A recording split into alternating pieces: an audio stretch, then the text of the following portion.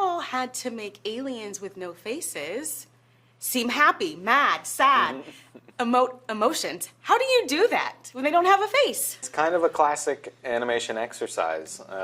For a long time, people have been anthropomorphizing animals or lifeless objects. The classic example is like a flour sack, where if with a little bit of twist on the body or a little bit of animation of the little corners, the angle of the kind of head, say, or the bow of the spine says so much about the state of mind of the character. So the more you can kind of employ those little tricks, you can kind of communicate those things to the audience in a way that they're not realizing that, oh, this character has no eyes. They're just vibing with the character. That's the most we can hope for. Well, from the 25 minutes that I saw, I felt the feeling, so well done. What was the most challenging aspect of working on Elio, and what was the most rewarding aspect?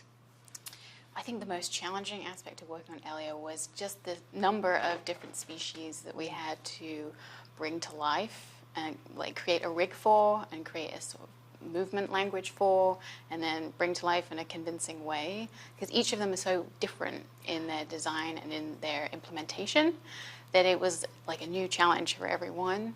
And like you say, a lot of them don't have facial features, or they have limited facial features. So figuring out how to make them emote and make them point in the right direction, and so you understand where they're looking, that was also another challenge. So there were so many different challenges. It was fun, but that was in itself the challenge.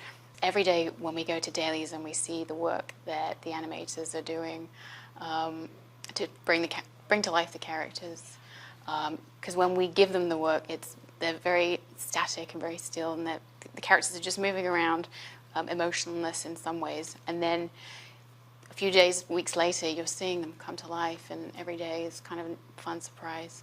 For those that don't know, briefly describe what dailies are. Dailies, every morning on Elio, dailies would be the directors and animation supervisors, directing animators, and the animation department who were on the film wanted to show their work. They put their work on the screening room screen, and we look at it and maybe give a few notes here and there, and then they could go away and continue working on it. So it was the opportunity to show your work to the directors. The most rewarding is when you're working on the film and you know that there are emotional scenes between characters, and you look at them one by one, you figure out how to execute them the best you can, and you hope that it fits into the movie in a way that it feels like it will make the movie more than the sum of its parts. And when you see it all put together and you really get to track that emotional journey and you say, yes, it landed. Well, I knew that scene was going to be big when I saw it in context.